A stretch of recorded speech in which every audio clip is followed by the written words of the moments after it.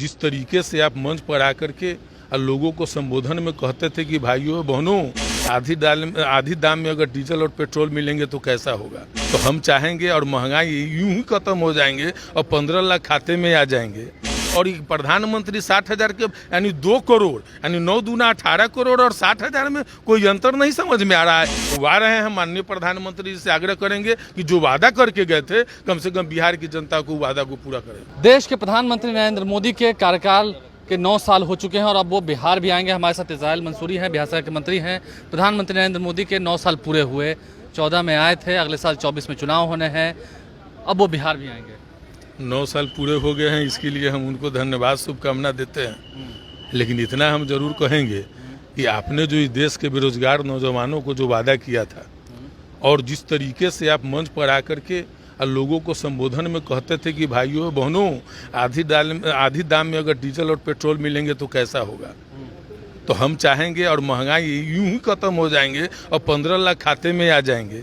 इन सब तमाम चीज़ों को जो उन्होंने रख करके जो है सो देश के गद्दी पर बैठने का काम किया था, हम चाहेंगे कि अगर 9 साल के अवसर पर वो आए हैं तो यहाँ आकर के यह बोलेंगे कि हम आपको वादा किए थे लेकिन हम महंगाई नहीं कम कर पाए, हम बेरोजगारी दूर नहीं पड़ गए, हम आपको रोजगार नहीं दे पाए। नहीं, हाल ही में जो संसद भवन बना है उसमें उन्होंने कहा कि 60,000 श्रमवीरों को हमने रोजगार दिया। एक प्रधानमंत्री 60,000 की बात करे, आज हमारा महागठबंधन की सभी एक विभाग में 2,74,000 कुछ की भर्ती हो रही है और लगातार जो है सो कि 60,000 का कितना लाख हम लोग तो रोजगार बांट दिए। और प्रधानमंत्री 60,000 के यानी 2 करोड़ यानी 9 दूना 18 करोड़ और 60,000 में कोई अंतर नहीं समझ में आ रहा है। ये बात तो जो है वो तो कह रहे थे कि हम कितना भी कुछ कर ले, लेकिन कुछ लोग हैं देश में जो अब एकजुट हो रहे हैं भ्रष्टाचारियों को बचाने के लिए। अच्छा, एकजुट हो रहे हैं तो आप क्या कर लिए? आप कितना भी कुछ कर लिए थे, क्या कर लिए? आप 18 करोड़ बेरोजगारों को रोजगार दे देते तब हमको समझ में आता। आप महंगाई कम कर देते तो हमको समझ में आता। आप तो बिहार में आए, हम मुजफ्फरपुर के रहने वाले हैं और उन्होंने आया तो जो है सो कि बड़ी बड़ी वादा किए, बोले अगले बार आऊँगा तो मोतीपुर चीन का शुगर मिल का हम उसी के चीनी से हम चाय पीने का काम करेंगे।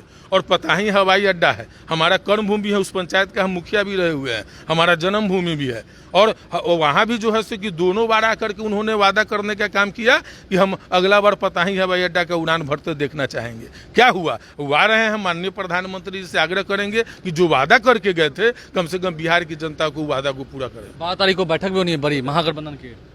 12 तारीख की बैठक हो रही है, देश भर के विपक्ष एकजुट हो रहे हैं और 24 में बदलाव 24 में निश्चित तौर पर बदलाव होगा। आप 19 का रिजल्ट देखिए ना, 19 में तो आप लोग 0 पर आउट हो गए। 19 पर इनको विपक्ष का बिखराव हो गया था। इनका वोट परसेंटेज दीजिए, टोटल वोट परसेंटेज दीजिए, खाली विपक्ष इस बार एकजुट हो रहा है, इसी में इनकी विदाई तय हो गई है। विदाई तय हो जाएगी। इस्राइल मंसूरी हमारे साथ है, क्या कुछ उन्होंने कहा है। प्रधानमंत्री नरेंद्र मोदी इसी महीने वह यानी कि मतलब अब आज 31 तारीख है, 31 मई है, लेकिन हाँ जून महीने में वो बिहार आ रहे हैं तो बिहारियों को वो जो वादा करके गए थे वो सभी वादे पूरे कर दें, यही बड़ी बात होगी।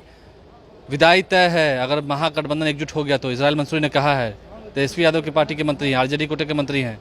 क्या कुछ कहा आपने सुना है। हमारे चैनल को सब्सक्राइब कर लें, साथ साथ फेसबुक पेज भी लाइक करें। धन्यवाद।